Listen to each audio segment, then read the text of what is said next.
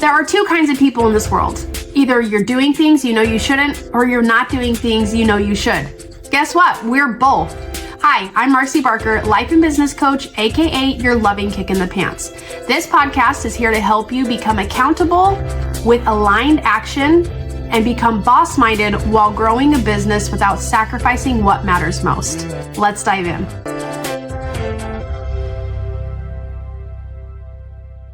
Good morning, my beautiful people. I am so excited to be here because guess what? We did it. We absolutely did it. We launched and released Becoming Boss-Minded on Amazon, and we hit bestseller status. So thank you for doing that, for coming through for me, because this book is about a community. This book is about a group of people who want to build a business that supports their life without completely taking over and without quitting. So I am really excited for the fact that Becoming Boss-Minded is a bigger message that more people are going to hear about, simply because of the traction that we've had in place already. So we hit bestseller status for women in business, and I'm super excited about that. And some of the other categories that we put the book in was decision making and problem solving. And that's because the framework is here to help you make the very best decisions, to minimize how many mistakes you make, and to minimize feeling lonely in business, because a lot of times growing something in the unknown can be scary, and we can often feel like we're the only ones that experience that, when in reality, the right kind of people find the right kind of people. And how do you find the right kind of people is you get really clear on what you want and what you're building. So I'm really excited that Becoming Boss-Minded is finally released, and it's kind of trippy to like have another book right here on my desk that I wrote, because you guys know, if you know the story of the accountability code, like I never planned on writing a book. And actually I guess that's kind of a lie. In 2017, my husband told me that I should write a book to get on more stages. And I was like, I don't know about that. But guess what? It went on my vision board in 2017. But I never considered myself an author or a writer or anything like that. But I 100% understand how important books can be to get a message out there. And that's really what these books have done.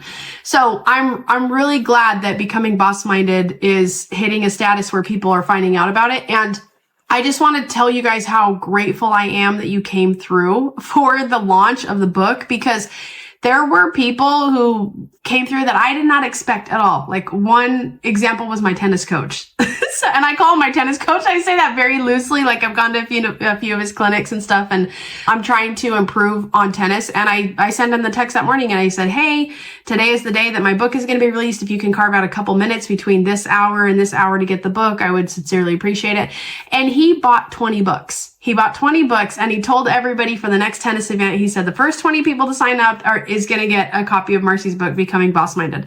And he was like, send me an email, send me a text, and I'll send it out to all the people that I know. And I was like, that is so kind, because it was unexpected. But the only reason he was willing to put his name on it is because he believed in me and wanted to support me. And I'm grateful for that, because this book, Becoming Boss-Minded, that's why it was written, is because I believe in you and I want to support you. And I honestly just hope that you don't make a lot of the mistakes I made, because I made a lot of mistakes in business, and I'm about to hit 10 years in business this fall. And the truth is, a lot of people just don't stay in business. Entrepreneurship is not easy, and it's not something where we're given a handbook or a playbook and say, do exactly this, because the whole reason people start businesses is to create the ability to do what you want, whether it's more freedom, to have more money, to have impact. Like, people start businesses because there's something that having a job just can't fill in that way.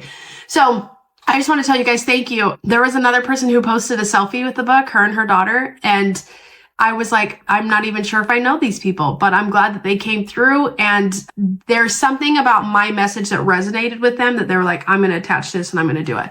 Another thing I'm grateful for is somebody said that they recommended my podcast because it got them through this week. And because this particular person is on the verge of like quitting her job and starting her business. And she's doing a really good job of defining the cost first to make sure that the timing is right. Because entrepreneurship, again, it's not easy. It takes a lot of work and it takes a lot of determination. But when you are involved with the right people, it can become easier for you. So I'm just really grateful that I have created something that people want. And it's just validation that we are all in this together. And so Becoming Boss-Minded, like, all these stories in here. I'm not even sure if I told you guys all the chapters, but here's the chapters. We have vision and mindset. Well, first I break down the framework, which we'll talk about in a little bit. But I break down the framework, and then the first chapter is vision and mindset, branding and identity, strategy and planning, marketing and messaging, leadership and team building, innovation and creativity, productivity and time management, customer experience, money and finance, and then the outro. So there's something in this book for everyone, especially the people who are approaching six figures and beyond, because this is all about building a business that supports your life at the level that you're currently at. So it doesn't matter if you're like, okay, I'm scaling, I'm getting better, I'm making more money. Or if you're like, I have had a lot of success, but I could still close my doors tomorrow because this is just challenging and it's tough. And this book is full of real life stories that will help you understand, like, you might feel alone or you might feel like you're the only person dealing with something, but in reality, the entrepreneurship comes with a lot of these challenges that people just don't talk about. Because if you're building a business, there's a lot of pressure to be successful, and there's a lot of judgment and opinions that come around that. And so you're not exactly going to go out and say all the things that you've done wrong, because you want people to support you and you want people to believe that you're a good, smart person who can figure it out, which those two things can, exist at the same time. Like, you can be successful and figure things out and also have hiccups or things that you're trying to solve. So one thing that I thought was really interesting is I was scrolling social media and I saw Gary V pop up, Gary Vaynerchuk, and he talked about social media is not really social anymore. Like, the algorithms are programmed to feed you content that you're interested in. So he's calling it interest media. And as I was finding more of his messages, because you watch a video, if you watch a video of anybody and you watch it in its entirety, then the algorithm is like, okay, you were interested in this. This is like me in tennis. Tennis just pops up on my YouTube all day long now because I watch it. And the second a pickleball video shows up, I'm like, I gotta scroll off of this because I don't want more pickleball. I need to learn about tennis. So the same thing happened with Gary Vee. Is I was watching one video and then another one popped up, and 4 videos in a row popped up, and I realized I wasn't subscribed yet. So I was like, I'm gonna follow him, I'm gonna subscribe. And the whole idea of interest media versus social media made a lot of sense, because for those of you who bought the book, you bought the book because you're interested in either the message or growing your business or interested in supporting me. And the social part, it's like, maybe I messaged you directly and said, hey, can you buy my book? Or maybe I didn't. Maybe I don't even know who you are yet. Maybe we haven't even connected. You guys, I once had a client hire me after 4 years of me being on her vision board, and I didn't know that. I didn't know that about her until she showed up to a class that I taught, and she's like, you've been on my vision board for 4 years and it's ready. And I was like, okay, that is crazy. So interest media really is, I'm going to have that new found perspective on the content I'm putting out here, because I don't want you guys to, social media, it's like, is it really social anymore? I really love doing things in person with people, and you can be social online, but at the end of the day, I don't want you to waste your time on social media. I want to create content that you guys are interested in and that you can attach to. So that's one of my goals. You guys are going to see a lot more. Like, we're doing a video podcast. We're going to try this out. And also, I'm going to get back into doing Facebook Reels, and I've posted quite a bit. And I was looking at all my old Reels, guys, and I'll give you a little bit of background, but I did a ton of Reels when I was doing promotion for my first book. And when I was doing promotion for my first book, I was still involved in a production that encouraged me to do a lot of that. But then there were some hiccups, things that went wrong, and I wasn't allowed to talk about that anymore. So there was a part of me that was like, I'm just going to disappear from social media. And I didn't completely, but I definitely changed the vibe because I didn't want to say anything I was going to get in trouble for. So now that things have shifted a little bit, I'm like, you know what? I have the right intention. I have the right message. I have healed quite a bit in the past couple of years, and I'm just ready to show up more consistently with that intention of, I'm going to post things that you guys are interested in. Yes, I want to be social, but I want to be what you're interested in. I want this message of becoming boss-minded to be the thing that you're like, I can't stop because I'm so interested in building a business. I'm so interested in figuring this out. I'm interested in hearing how other people handled it, and I'm interested in never quitting. Like, those are the things that I want to provide for you, because I don't want you to be alone, and I don't want you to get caught up in being social when being social doesn't necessarily pay the bills. But executing on the things that you're interested in, especially business growth, that's definitely what's going to help. So when people started buying my book this week, and people that I knew and didn't know, I was thinking like, what was it about this message that had people come through for me? And I firmly believe it's because I was very clear on what I wanted to do and people could attach to that. And when it comes to building a business, I think that that is crucial in what you're building, because if you're trying to attract clients and you're trying to grow an audience and you're trying to grow your customer base, like, you absolutely have to be the thing that they're interested in.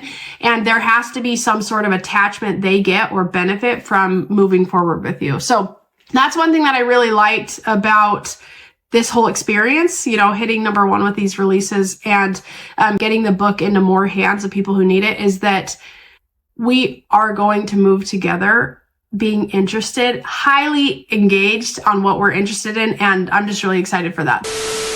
Hey, my beautiful people. If you're loving these episodes, you'll want the full experience. I've bundled both of my books, The Accountability Code and Becoming Boss Minded, into one powerful package. You'll get instant access to the audiobooks and ebooks so you can learn and grow anytime, anywhere. Head to bossminded.com and grab the book bundle now. It's the perfect way to stay inspired between episodes. All right, let's dive back in. So one thing that I do want to say is, if you guys haven't gotten your copy of Becoming Boss Minded yet, definitely go and do that. You guys can go and get it on Amazon and it'll be available. If you guys did get it, please consider leaving reviews for it. But at the end of the day, Becoming Boss Minded is about building something that supports you. I don't ever want you to sacrifice who you really are and what you really want in the name of money or clout or anything like that. Like, building a business is something that is so incredibly rewarding when it's done on your terms and it's done with a sound mind. So the framework of Becoming Boss Minded can really help you make a lot of smart decisions as you go through the process. And so I just want to take you through a quick example of that, with the goal that I shared of showing up more consistently on Facebook, but with Reels as well. So the very first step of the Boss Minded framework is desiring more. So desiring more, this is actually a really good example. You want to know something crazy? I slept until 9:30 a.m. this morning. That never happens. That never happens. I did get up from 6 o'clock to 6:20 to curl my daughter's hair. I sent her off on the bus and I went straight back to bed. But the reason why is my mind just kept going on this whole framework of desire more, desire more. And for me, I want to do more Reels on Facebook, and desire more was, I want to provide more interest. I want to provide more content that you guys are interested in. And yes, I want to be social, but I don't want to be sucked into my phone. I don't want to be on my phone all day long. I don't want my most social relationships to be on a screen. I want to provide content to you guys that you're interested in. So desire more is the first step of the framework, because this is you addressing what you really want. And so for me, the fact that I could not sleep was validation that this is something that's worth pursuing, because I want it enough and it feels good. Okay, so the next step of the framework is to define the cost. So this is about being honest and getting clear about what growth will require. So one thing that made me really excited too is a couple months ago, I went and spoke at a company summit, and I spoke as a keynote 45 minutes. And I got the full recording back, and luckily I spoke for a company who, it's a digital marketing agency, and so they have all the top of the line video recording and everything. So I got the video recording back, and I took that 45-minute talk and I split it up into 24 different clips that I can use for Reels, and I can use for content, stuff that you guys are interested in, which is accountability and building a business. And these stories are good, guys. Like, I did a really great job speaking, and I'm excited for you guys to get bits and pieces of that.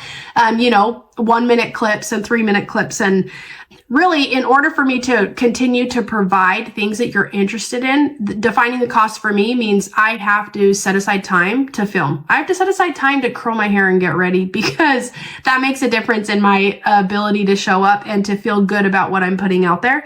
And defining the cost is, I've been on Facebook, you guys, since 2008. And I share this actually in the Becoming Boss Minded book, that I got on Facebook because my husband and I worked for the same company, and they said, there's this new thing, social media, and everybody needs to go and like our business page. And I was like, okay. So he started posting, and it's fun. So I've been on Facebook almost since the beginning, and I know what it takes to provide a lot of content. I have 1,000 subscribers on YouTube, which is not a lot at all. But when I really worked on growing that YouTube channel from 0 to 1,000 subscribers, I know that there was a lot of video content and it took time. So when I'm considering defining the cost for what I want, you have to sit down and say, okay, well, it's going to require filming videos. It's going to require getting help. It's going to require doing the research on the best time to post. It's going to require asking your audience what they're interested in. It's going to require analyzing the data to see which reels perform the best and why. And defining the cost is really you signing up for the full picture. Because how many times in our lives do we agree to do something and we're like, whoa, had I known it was going to be like this, I probably wouldn't have done it. And of course, we can't predict the future, but when we are smarter about defining the cost, then it makes us more able to make the best decision for us. So the third step of the framework is finding the edge. So finding the edge is kind of like feeling out where your comfort zone is and then going to the edge and looking off the side. And it's like, how can I expand my comfort zone more? And how do I get comfortable at the edge where I also understand I don't have to jump off the cliff? So finding the edge is to step just beyond the comfort zone to grow. And for me, like I said, I went through that healing period where I was scared to say things because I didn't want to get in trouble. And so I've been a little bit more filtered in what I post and what I say. But finding the edge is going to be, for me, finding that new balance of like, what can I say to be a little bit more bold? Or what can I say to be a little bit more silly? What can I say to be a little bit more attractive to people who are interested?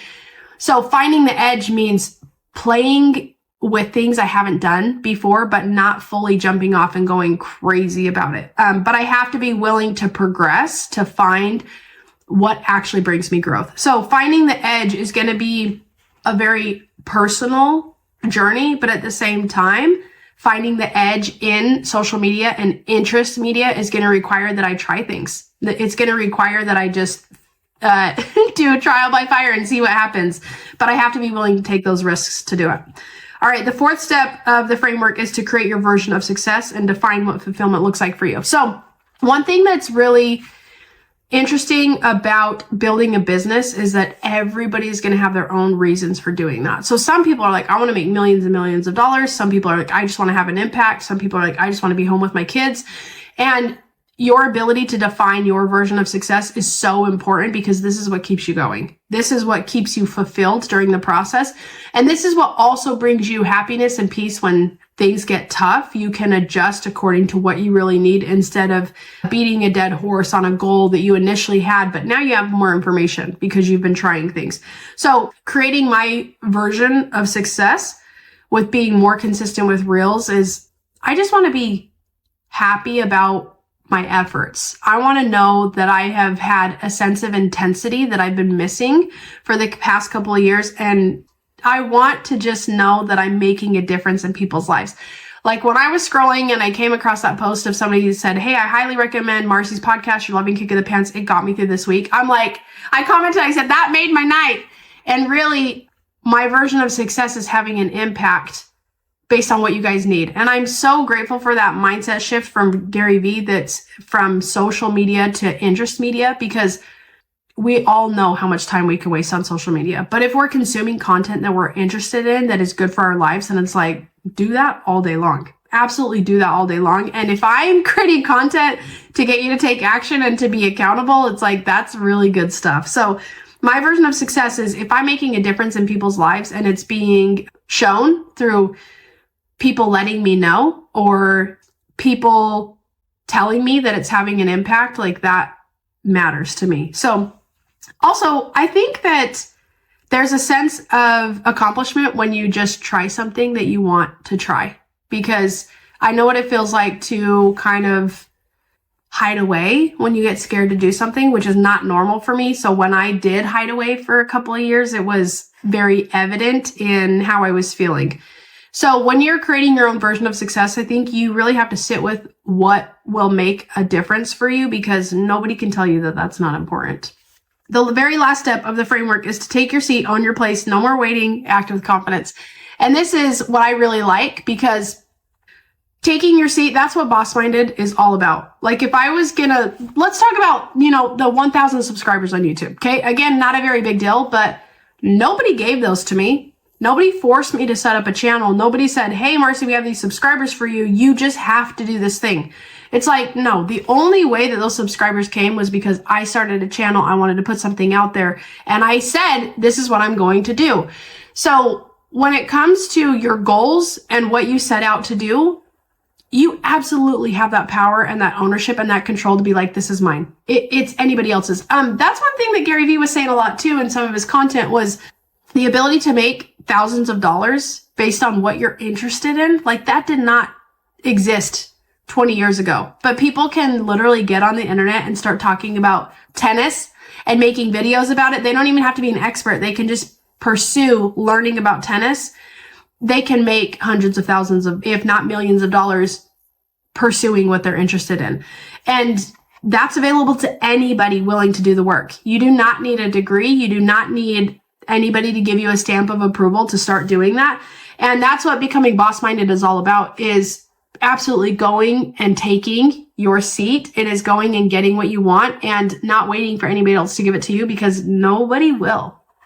Like nobody will. Nobody's going to hand you a successful business, put in your lap and say, hey, I did this for you. It doesn't happen.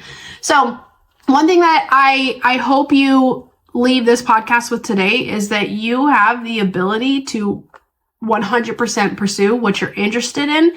You 100% have the ability to grow a business that suits you, and you have gifts and talents that people are interested in, and you can make an impact with that. So I hope today you have a little bit more pep in your step of what's possible for you, and you share that with other people. Just like we set out a goal to get a bestseller for Becoming Boss-Minded, it happened, and it did not happen because I did everything myself. It happened because there are other people who are interested in this.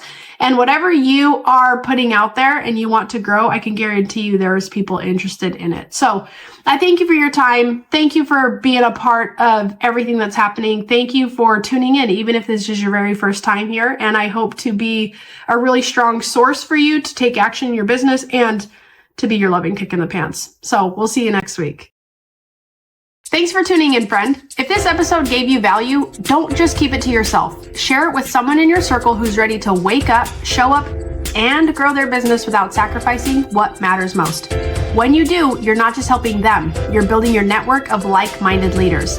And I'll say this plainly, leaving a kind review matters more than you know. It helps more people find the show and it keeps the momentum going. So pause for a moment and please drop that review. Lastly, if there's a topic you want me to cover, I want to hear from you. Reach out, because this podcast is for you and I'm here to serve. Until next time, stay boss-minded.